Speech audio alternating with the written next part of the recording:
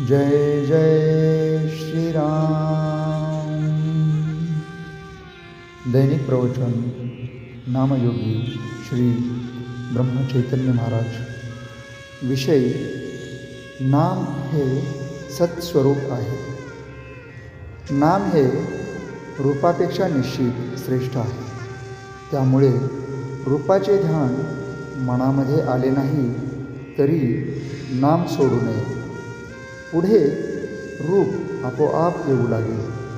रूप हे जड आणि दृश्य असल्यामुळे उत्पत्ती, स्थिती आणि विनाश, वाढ होणे आणि घटणे, जागा व्यापणे आणि जागा बदलणे, कालमानाने फरक पडणे इत्यादी बंधने त्याला असतात। पण नाम हे दृश्याच्या पलीकडे आणि सूक्ष्म असल्यामुळे त्याला उत्पत्ती आणि विनाश, वाढ आणि घट, देशकालनिमित्ताच्या मर्यादा इत्यादी कोणतेही विकार नाहीत। नाम हे सत्स्वरूप आहे। नाम हे रूपापेक्षा व्यापक असते। व्यापक वस्तूचे क्षेत्र मोठे असल्याने तिच्यामध्ये शक्ती देखील अधिक असते। जिच्यामध्ये शक्ती जास्त असते ती वस्तू अधिक स्वतंत्र असते।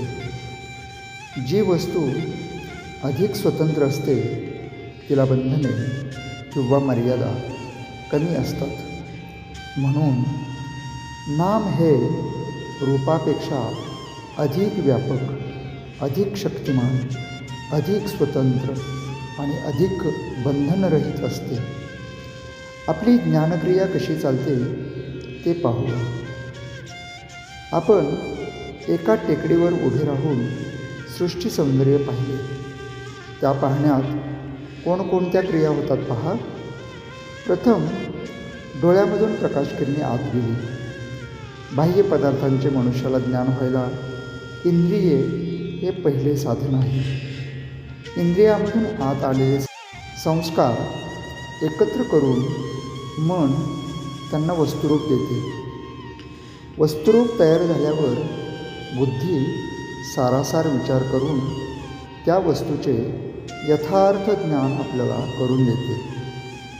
पण मनुष्याच्या बुद्धीचा व्यापार इथेच थांबत नाही।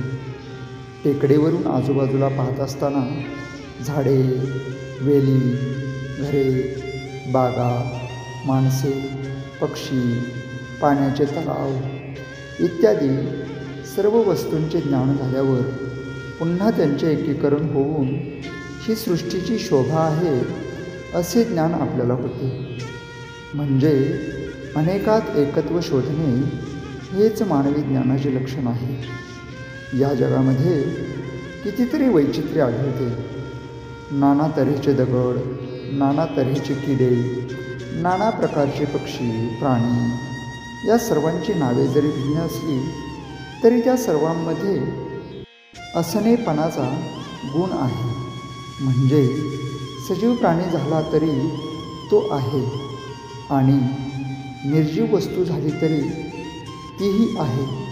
एवढेच काय, पण आनंदाला सुद्धा आहेपणाचा गुण आहे।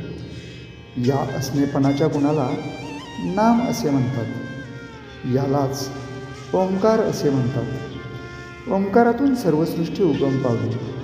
ओंकार हे परमात्म्याचेच स्वरूप आहे। अर्थात नाम म्हणजे सत होय।